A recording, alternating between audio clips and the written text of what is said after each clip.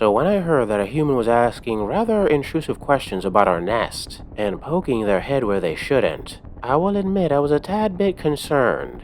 Were they a spy sent from the GCPS, a special operations trooper on a secret kill mission, perhaps something even worse? But out of all the possibilities, a graduate student working on a research paper was not one I even considered. I've got to say, I appreciate your dedication to your craft. It was a good mix of brave, reckless, and let's both admit, stupid. That all said, entering our nest usually means death. For you if I wasn't being clear. But I don't think I will kill you for two reasons. The first is you're not much of a threat to anyone. I honestly doubt you even know which way to point a knife. The other reason is that I'm in need of certain materials from the city above, and the usual methods I would use to acquire them aren't an option for various reasons. But if the humans above can see me as a person they can talk to in a civilized manner, and perhaps trade with, that could help me get what I need. So how about this? I give you some basic info about my race. Stuff your people know in bits and pieces, that you can put together as one consistent whole. And in return, you present me to those who ask as an approachable representative of my nest. That sound good to you? I knew you were a smart human. I guess I should start by dispelling one of the rather stupid beliefs you humans have about the Veer-myn, that we are the mutated versions of your Earth rats, brought into being by exposure to pollution or some secret corporate experiment. A rather arrogant belief in my opinion, but in my experience, arrogance and humanity go hand in hand. No, human. The similarities between your Earth rats and us is purely coincidental. Perhaps the universe's way of trying and sadly failing to once again evolve our perfect design. A body that is able to withstand diseases and harsh environments that would kill lesser races. Flexible bones that allow us to squeeze into tight places. And of course, our dashing good looks. The truth is, the Veer-myn have been in space longer than you humans have traveled the stars. Although never under our own power. Why build our own ships, when other races have vessels large enough for us to squeeze into its dark corners away from prying eyes? A task that I will admit was rather difficult for quite a while. Most races, like the Forge-fathered and Asterians, have sensors and drones that constantly monitor for our presence, and thus made it very difficult for their worlds to feel our magnificent touch. But then came the wonderful ships of humanity. Ships that, unlike other races, were built by corporations that love to cut corners. I mean, why waste all those credits on expensive security in places you're sure no one would be able to survive? Even when your ship's crews and passengers spied our presence or discovered the odd Veer-myn body, your corporation stated we were a minor annoyance, like the rats that infested your ships of wood in days of old, an annoyance that was upgraded to a threat once news of what happened to the ship known as the Jindal Manjula came to light. Normally, our people like to keep out of sight and simply steal what we need, but I can only assume the ship was transporting something the nest really wanted, something the ship's crew weren't inclined to give. And well, the images you've probably seen of the ship floating through space with no sign of the former crew aboard was the result. With the danger we pose out in the open, your corporations were forced to stock your ships with a larger arsenal and better security, but just enough to make people feel safe. Even now, most ship planners have allowances in their budget for what we may take during a voyage, accepting that we are now a fact of life for anyone who flies between the stars or lives on a GCPS planet. I like to think of it as a symbiotic relationship. You provide us transport, food, and supplies, and we provide you the comfort of knowing you are never alone. From your core worlds with their gleaming towers, to the farthest space station, wherever you humans choose to live, we Veer-myn are there. Hiding in your sewers, transport networks, crawl spaces, and ducts. Any place you humans wisely fear to tread. You know, now that I say that out loud, I realize that sounded rather, sinister. Truth is, most Veer-myn nests don't aim to destroy the ship or city they occupy. I mean, without them, where would we get all our stuff? There are even places where the Veer-myn have fairly amicable relations with the locals.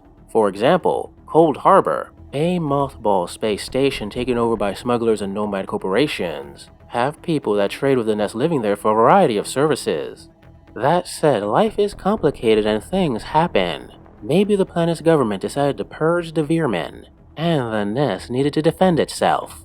Maybe the Veer-myn grabbed a few people for experiments, or raided a few buildings, and the planet's inhabitants didn't appreciate such aggressive sharing.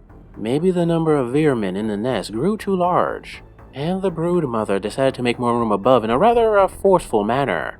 All legitimate reasons for a small skirmish to occur. What is a brood mother? Did you do any research before coming here? The heart of any nest is the brood mother, the literal mother of every Veerman within it. But don't think of her as a bloated insect queen whose only job is to endlessly give birth. She is actually one hell of a multitasker, making decisions that will lead the nest to greatness as she spawns the next generation. If the nest is under threat, the queen will even lead the Veermen into combat herself, protected by her brood guard. Those around her fight with extreme zeal in the presence of the literal will of their people. When she isn't leading us to greatness, the brood mother is, as I said before, spawning the next generation. And through a combination of hormones that the brood mother is able to control within her body with exacting precision, she is able to determine the form of the Veermen that will be spawned. A very small number, a handful really, are born female. These daughters are usually sent out with a small guard to colonize other spaceships and worlds as future brood mothers, to spread the power of the Veermen across the stars, and of course prevent a power struggle once the daughter comes of age. All other Veermen birthed are kept within the nest to serve the brood mothers well. The weakest are the thralls. They perform menial tasks and aren't really worth talking about. If they are ever seen on the battlefield, it's either because the brood mother is really desperate, or she needs to lessen the burden on the nest's food supply. Most of the other forms birthed by her are far more useful, and are the more common types you might see in any Veerman force, forming gangs whose main job is to gather goods and supplies from outside, and fight for the nest when necessary.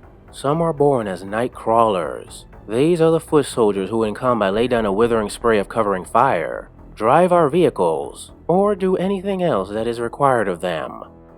While the night crawlers fight in the open, the night stalkers fight in the shadows, stealthily getting close to the enemy to stab or shoot them up close, preferably from behind.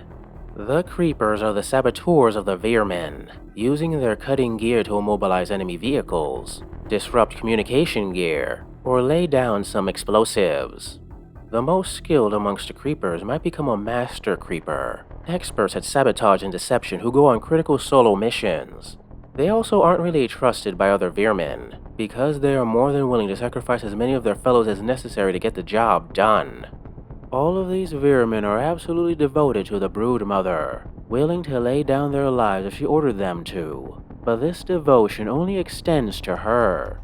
You see, each Veerman, like any member of any race, have their own plans and desires. Some wish to gain the brood mother's favor, others simply want to stay alive as long as possible, and if those goals require you to stab a fellow Veerman in the back, that's totally understandable. That said, it isn't all betrayals. There are actually alliances, friendships, and bonds of loyalty as well, especially amongst Veermen born of the same litter. Even we can appreciate the concept of family. Now I bet you're wondering, if these Veermen are so devoted to the brood mother that they would never think of leaving the nest, why do you occasionally see a few of them on their own in the wider galaxy? There is even a dreadball team composed of Veermen that I hear is kicking quite a bit of tail this season. Well, it could be any number of reasons. Some of them are on secret missions for their brood mothers, leaving the safety of the nest to enact her will.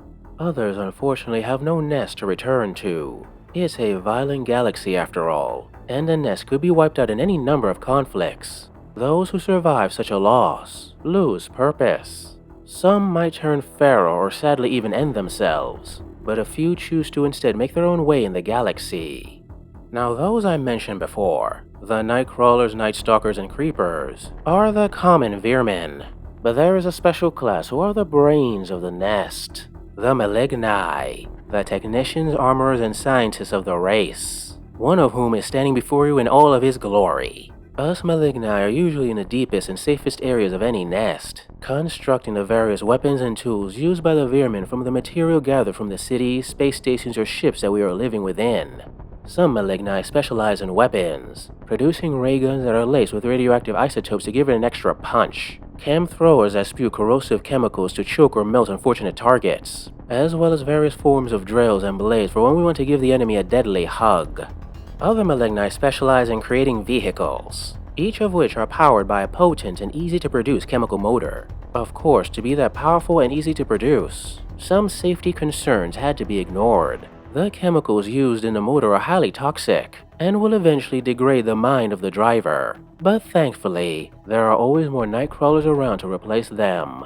Tunnelers are massive machines that are used to clear large areas in order to expand the nest. And in war, they can be used to transport Veermen behind enemy lines or within fortified positions. Behind these tunnelers, you will often see tunnel runners, messengers, and attack vehicles that travel in packs, as they race along tunnels at breakneck speed. And carrying the most powerful ray guns and chemical throwers available are the Rumbler weapons platforms, capable of laying down a heavy swath of artillery fire.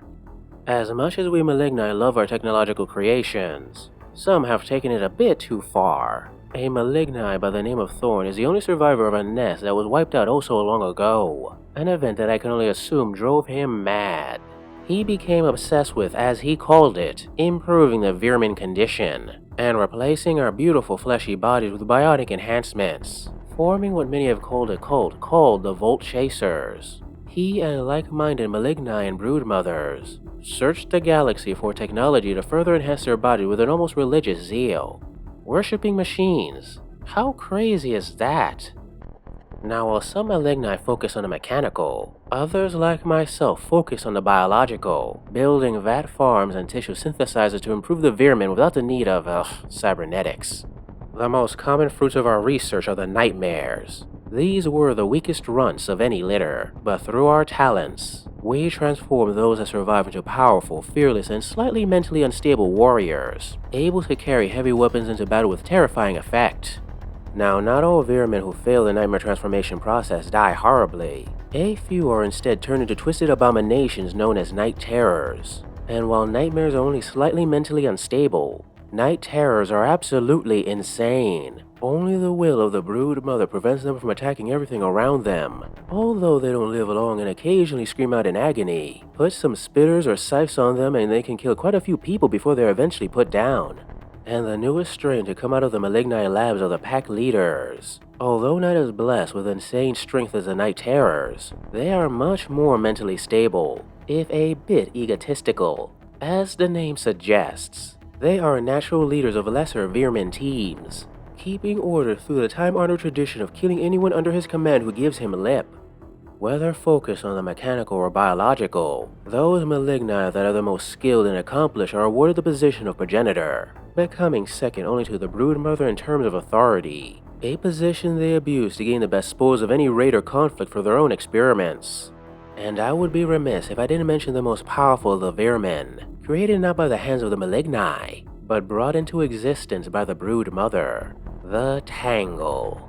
While the broodmother has the ability to determine the form her Veer-men take upon birth, the birth of a tangle is due to fate, for within the womb, the tails of the litter combine, the nerves linking together and forming a shared mind with powerful psychic abilities. Powers such as enhancing the Veer-men around them, the ability to read minds, and a few have even been known to see into the future.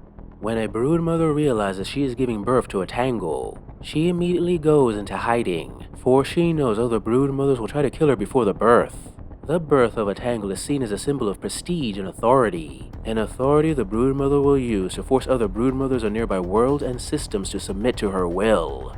When the tangle is born, its eyes are immediately plucked out to further enhance its abilities, and a malignai is given the honor of not only taking care of it, but using its abilities to the fullest to benefit the nest.